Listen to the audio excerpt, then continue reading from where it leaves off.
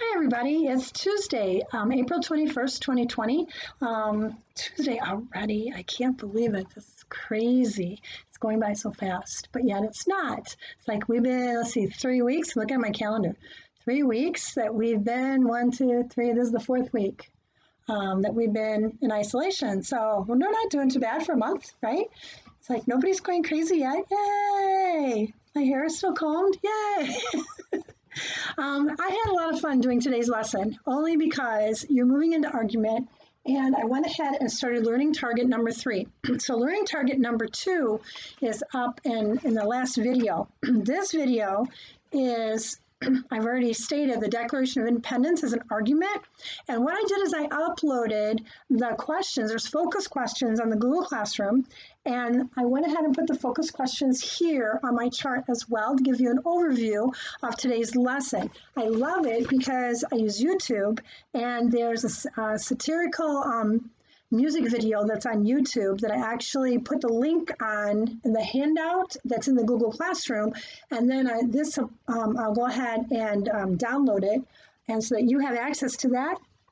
And the Declaration of Independence is an argument. So it's funny, it's cute, it's humorous, it's has irony throughout the whole video. And Gallagher uses it, and I don't know if it's the same video he uses, but I typed it in, and I think it's similar to his, but it has the same message in it. What is the historical significance of the video itself? Which I have right here. And what is being communicated in the video when you watch it? So you want to take notes and you want to pay attention. It goes pretty quick, so you might want to watch it 3 or 4 times. I already watched it like 6. I love it. It's like so funny. And they actually have the satirical musical is about Thomas Jefferson, and they have King George III. So King George III is like eating grapes in this video, which is really funny. He's all serious, and he's like big close up, just his face and stuff. So how is it being communicated to you, the reader or the watcher, when you watch the video? Because it's meant to focus upon the Declaration of Independence. And then behind what I did is I did a ghost document behind the handout, which is the Declaration of Independence. I went ahead and copied it, and I did a ghostly thing so you can see the Declaration and some of the words of it. You can go ahead and type in Declaration of Independence on Google, and you can get the Declaration as well and read it for yourself. If you've never done it, it's very enlightening. It's hard to do because of the word terminology. Be great for your dictionary, to grow your dictionary, though, which is what we're going to start doing as well for this one, too, because remember, these are the learning targets, and we have several of them. But I like this activity, and I especially like it in the classroom because usually I have the video playing for everybody on YouTube, and everybody's laughing and joking and having a great time, and because it really shows them in a comical way, both those characters, Thomas Jefferson and King George III. And if you don't know a lot of your history, it pulls you into history because we're living history today. So it's perfect, exactly right up where what we're experiencing, that we all have to stay home. Some of our personal rights are still intact, but people are questioning things and people are arguing, and you're seeing protests. So it plays right along with what happened at the Declaration of Independence time of our country when it first began. So saying that, is it ever too late to apologize? And if someone apologizes, have you ever been so mean that you never accept their apology, or you can't forgive them? And I bring in a biblical reference that Jesus said you need to forgive 70 times 7, and that is a lot of forgiveness because we're all human and we all make mistakes. So why is one person better than the other? I don't believe that they are, but is it ever too late to apologize? Personally, I'm not even going to answer that, but I know what my answer would be. So after watching the satirical musical, I think you'll enjoy it. And then please answer these questions. I'd love for you to go ahead and post them on comment or to upload them. You can actually take the doc that I have there and print it off for you, or you can handwrite it. You can pull it up and you can handwrite it yourself and then submit it to me, email it, or however you want to submit it. That's fine with me. because I really think it's fun. And then explain your thinking. Explain your thinking as you watch the video, as you watch the musical, because they have musical instruments in it too, and they are comical as all get out. And it's making fun of, but not really. It's proving a point in that video. And can you get the point that they're trying to prove? Can you get what is actually being communicated in that video, which is so important, which is exactly where we're going to go here today in the learning targets. Remember, it's our target bullseye. I didn't do my bullseye today, did I? Target bullseye on here. Video transcript on the handout. So the handout that I have there as well is, and I didn't handwrite it, because I just spent all my time typing it today, but it actually is a script, and you're going to see quote, you're going to see in other words, and you're going to see part of an argument. And I want you to fill in next to the quote and in other words what fits with part of the argument. So the first one is that to secure these rights, governments are instituted among men, deriving their just powers from the consent of the governed, that whenever any form of government becomes destructive of these ends, it is the right of the people to alter or to abolish it, and to institute new government, laying its foundation on such principles and organizing its powers in such form as to them shall seem most likely to effect their safety and happiness, quote unquote. That's directly from the Declaration of Independence itself. And some of you might have scanned through the Declaration of Independence. Some of you might have looked at it and never read it. Some of you might not even know what's in it or who signed it. That's a very good possibility. So that's the quote section of the handout that I have that you're going to see that quote. And then the next part of it, you're going to see in other words. And in other words, in my words, I put in, the colonies have a right to be independent from Great Britain. Now, I got all this from Gallagher. Gallagher had this on his site, and I didn't put Gallagher up. Oh my gosh, I hope you guys caught that for me.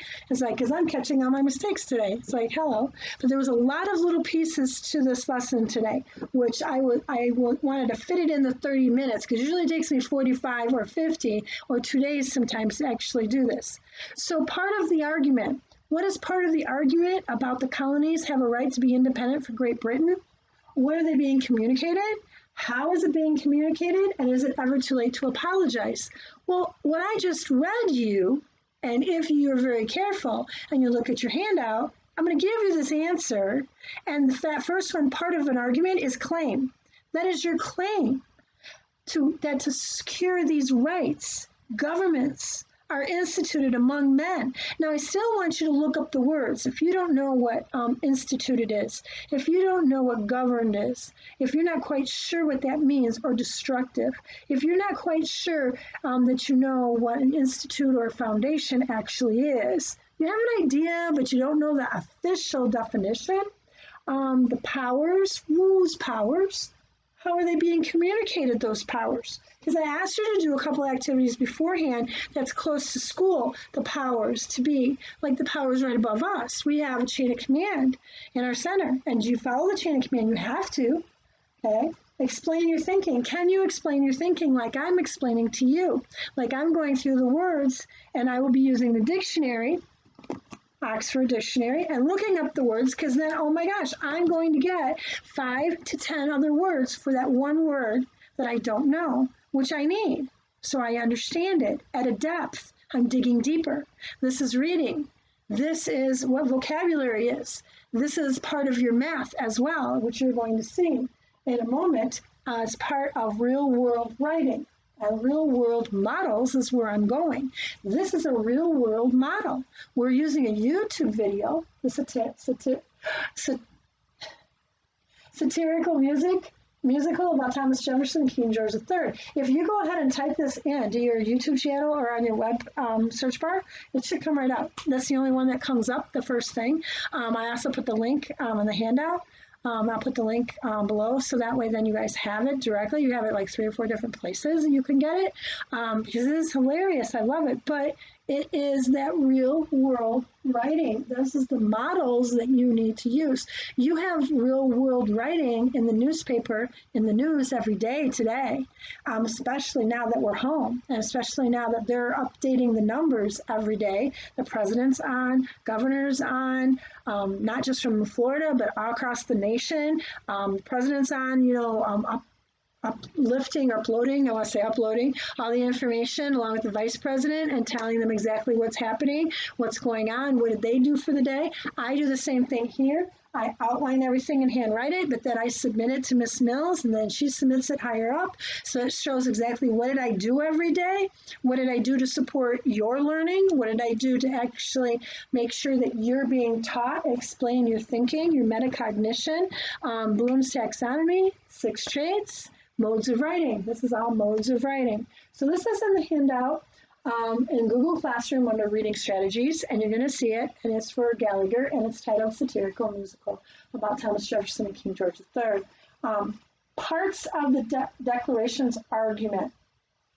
Activity 2, match the quotes. That's what I just said. You're going to match the quotes, and you're going to match, in other words, with the part of the argument. And here, I went ahead and listed them. It's on the handout. This is the title right here that you're going to be looking for, parts of the Declaration's argument. And then the handout, you're looking at claim. You're looking at reason, and you're going to place, where does the claim go? I just told you where the claim goes in that chart. But where does the reason go, and attach it to the correct quote? Can you attach counterclaim to the correct quote? Can you attach rebuttal to counterclaim to the correct quote that's on the chart? And the chart looks like this, pretty much. This is the chart that you're going to see that's in there that I went ahead and retyped. It looks like this as well. And that's going to be in there, okay? And evidence, you have 3 different areas of evidence, and you have big ideas underlying assumptions as well. So it looks like the chart, and then you're going to attach it, okay? Can you attach it to the correct elements? Now, I just showed you that. And so can you attach these to the correct ones? I bet if you weren't looking, you can't. But if you're looking, then you can. And I want you to know them. I want you to know which one is the claim. I want you to know which one is the rebuttal, which one is only the evidence and the facts, and which one is your counterclaim. Which one is your big idea? Because the big idea is driving this tractor down the road, and this is the big bang for the buck, and this is your statistics, and this is what's driving your test and everything that you learn. Then there's activity 3. At the very end of the handout that I have online in Google Classroom. And activity 3 is why you think. Why do you think the way you do? Why do you think that the Declaration's argument, why do you think that quote is a big idea? Why do you think, as you think about argument, to learn more about the other side of the claim? Do you know the other side of the claim, which is the counterclaim? You have claim, your claim, and then the counterclaim. Remember, your thesis is in your claim. Your reasons are your evidence, your supporting facts. And then I move over here for real world model. And real world model basically is exactly what this is, and this is all Bloom's. This is Bloom's taxonomy, Bloom taxonomy, and it is revised. So everything is fitting together. Your questions that you're doing, the handouts, I have 2 that I've just uploaded. It's on the one document, you can find it, and it's parts of the Declaration's argument, which I love. I think you're gonna enjoy the video. I really love to hear what you guys think about it. To learn more moves to make effective arguments. Can you identify an argument in the news? Can you identify an argument that's going on right now? Controversial. Now you're hearing about vaccines along with, that's controversial. That's an argument. The argument of why is there no dairy in the grocery stores? Are farmers really throwing their milk away? That's an argument. The argument when will we go back to school and what are the reasons, because statistics is driving this, and they're looking at statistics to see why and when we go back to school. Same with when they open the beach. The mayor was actually scrutinized nationwide by some. And so you can read about that on the news. That's an argument. But what's the claim? What's the counterclaim? You have to have equal. You can't have it lopsided, one higher and or the other side higher. You have to have the same information even across the board. That's so important. To change other people's minds, does your claim and your counterclaim change someone's mind? It's supposed to, otherwise it's just persuasion. And if we have just persuasion, then all we have, and I took that one down, then all we have is emotions. We don't have logic, and we need our logic for argument, do we not? So these are all the argumentative pieces. They can become increasingly more argumentative. So I'm going to go through the handout that I actually have. So do we actually have enough for our claim and our counterclaim? And then what do you think about it? That's where we're going. And then after this, we're going to focus on claim and the reasons behind claim when we get there. So I don't have an objective up here because I had the objective up the other day. It's on the front side of this one, if you remember, for the Learning Target 3 declaration. Maybe I have it here. Let me check real quick. No, because we're on activity 2 and that was on activity 1. Here it is. Students, it's on activity 1, which is at an earlier date, focus questions. Students will be able to match quotes from the Declaration of Independence to the parts of an argument in order to prove that the document is an argument for independence. So this is an argument for independence that you're doing on these handouts to actually have fun with it.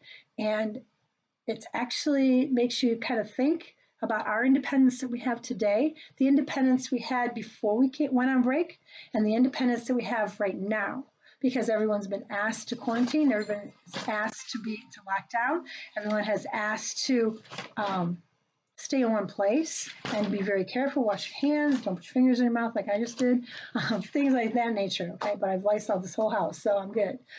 This is real world models. Additional handout to use is the one topic, 18 topics.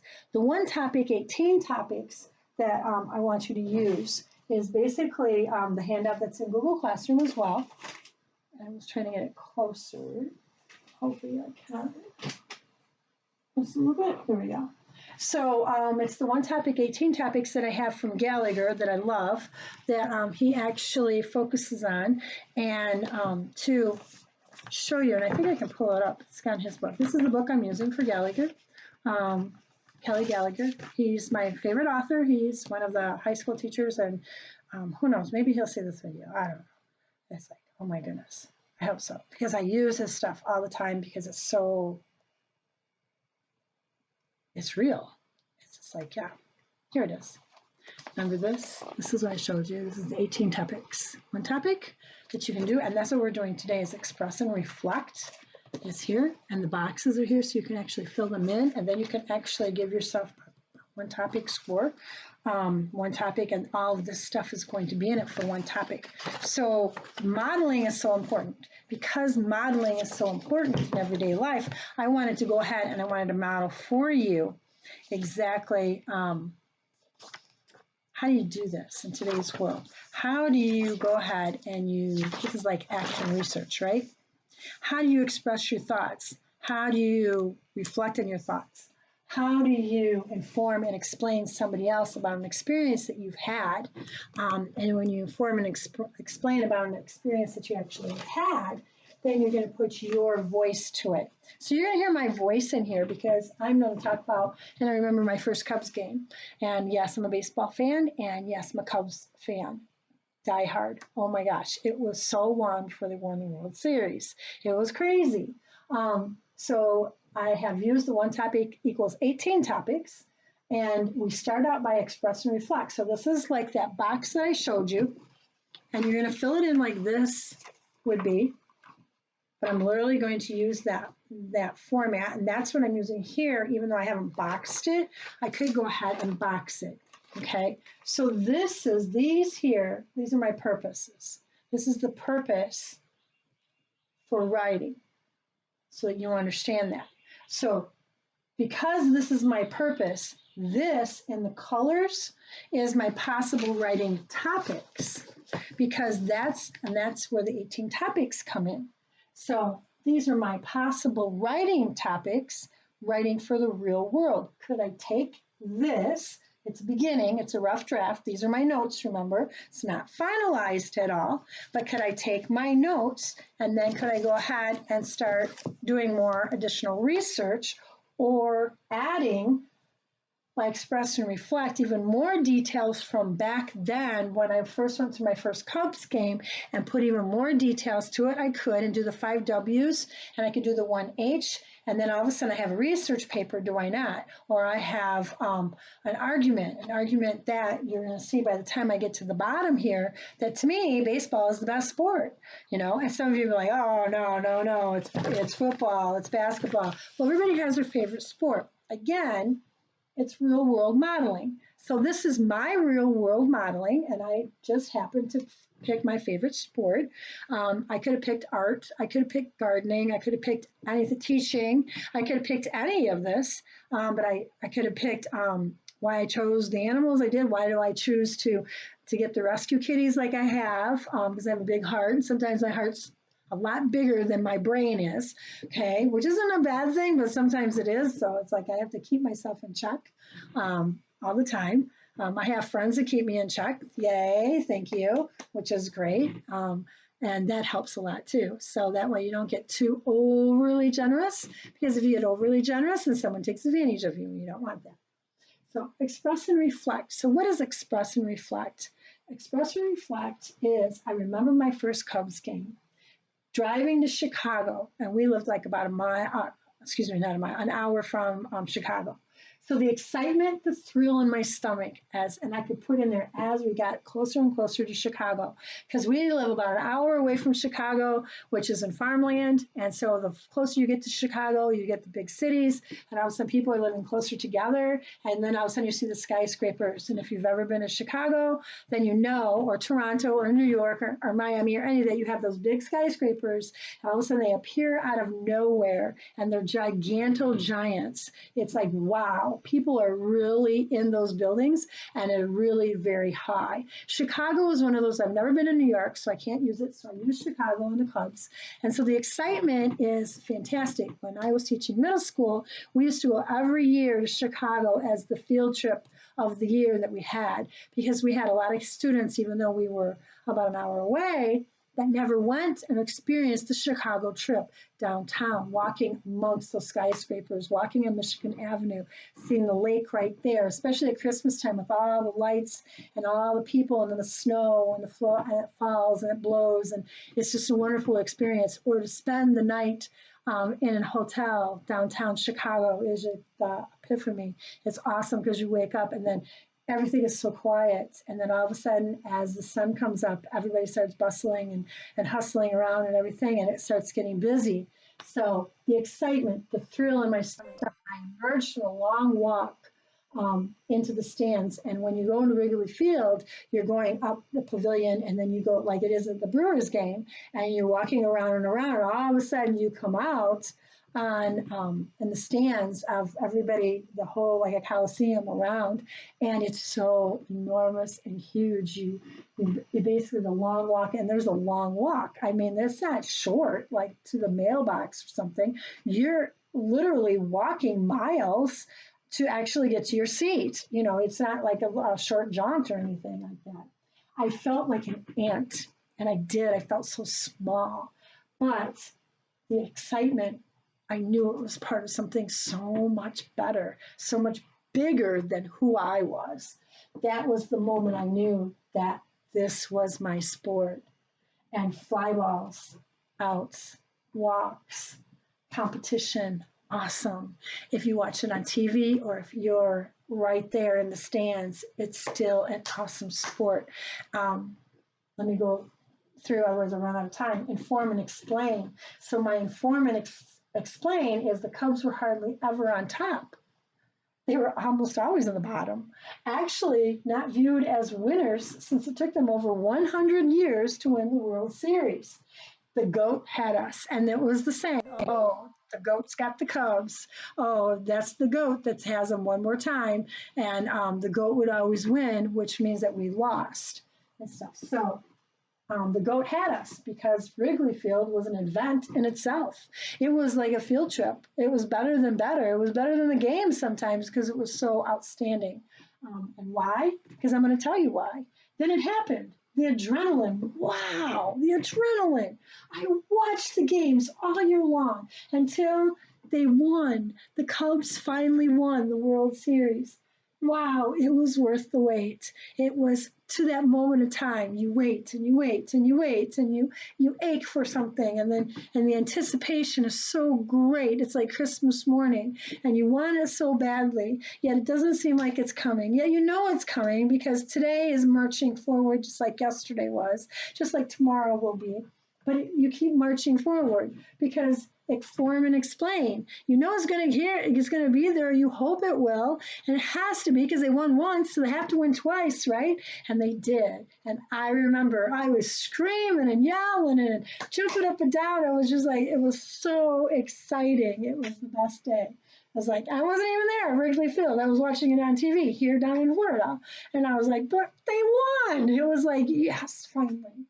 So evaluate and judge. When you are evaluating and judging something, you're actually evaluating and judging it to make sure that you want to do it again or the quality is there, which now you are learning the quality of earned grades. It's a big deal.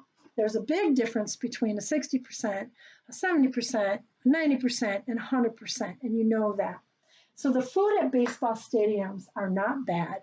In fact, I think the Cubs in Chicago and the Brewers in Milwaukee have awesome food. I can still taste those Chicago hot dogs. Oh my mouth is watering. And Chicago hot dog, you can't see the hot dog. You see everything is smothered on top of it, and it's dripping all over the place. So if you're in the stands, you're eating it, and I remember it, and it was distinctive. I don't even remember the shape of the hot dog. I remember the taste, watching the game, and it was dripping, and I was trying to get it off, and it was just the best day. It was like, oh my gosh, this is so great. Now they have nachos and stuff like that, but still, it's the Chicago hot dog. When you go downtown Chicago, you always have to have a Chicago hot dog when you return back to Chicago, or Uno's Pizza, one of the two, because it's the best. It's like, oh my gosh, you always remember that. Milwaukee Brewers, the same thing. They have their own hot dog, and they're good, but it's second because come on, I'm a Cubs fan, and we're in competition with the Brewers all the time. But I do have to admit, the many games that I did go to the Brewers to watch the Brew Crew, they have good food. They do, and I was not disappointed at all. So, saying that, inquire and explore. Inquire and explore is interesting because the Cubs had the winning team a few years before they actually won the World Series. I knew that they were going to win the World Series a few of those years beforehand. I didn't know what Madden was doing, what he was thinking. I don't know why he rearranged the players the way he did. I was watching the players. I was watching the games. I was watching all the baseball games nationwide thinking, oh my gosh, what is he doing? And then it happened for reasons not yet understood. I would love to sit down with Madden and sit down with those players back then because it was Derek. Derek's the only one I can think of right now.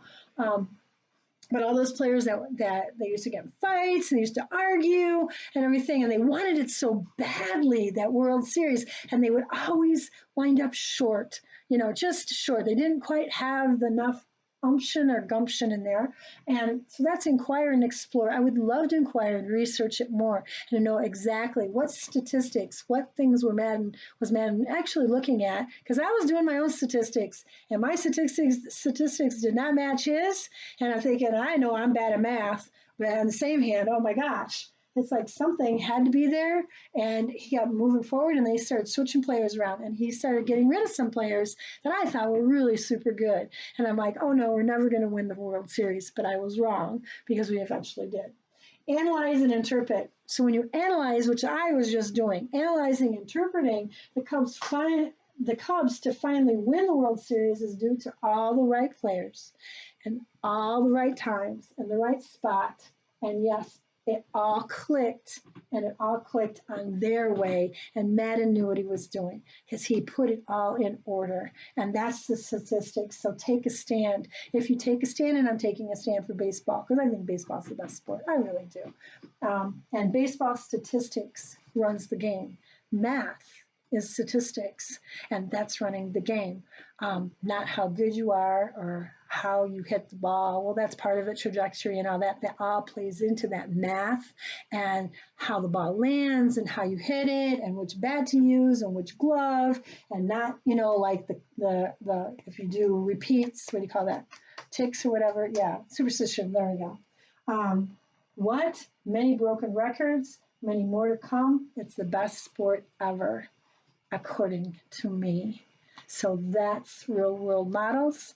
I hope you have fun with the satirical musical. I hope you leave me comments. I hope you go ahead and you finish the homework, please. It's fun, and I look forward to seeing it. You guys stay safe, okay? I miss you tremendously, and I'll see you tomorrow.